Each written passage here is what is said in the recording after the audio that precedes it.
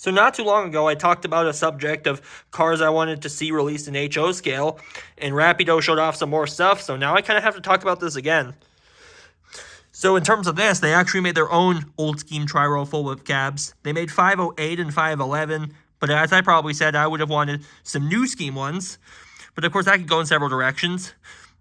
If you've seen the latest on 510, things aren't looking so grim for it anymore. So maybe they could make that one along a 508, or they could just make 507 and 511.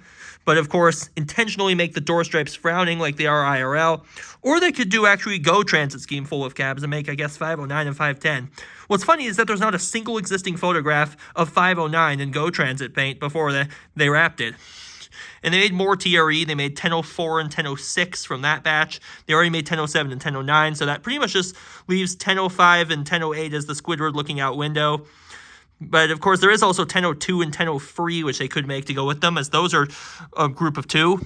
And now for Metrolink, I think it's the funniest thing, that they actually made a deactivated cab car. They made 609.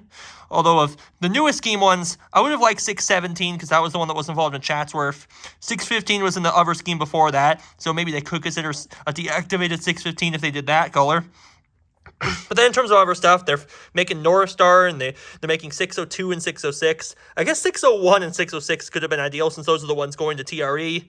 But I mean, we don't know what's happened to them after that. Maybe they'll all reunite somewhere else. And they actually are making West Coast Express 109 against what I said. And then, of course, they're making all the CEM cars.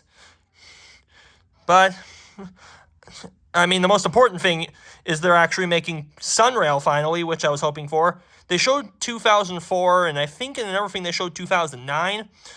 But they would have sold them individually, as I said, which is something that might actually make me consider getting one.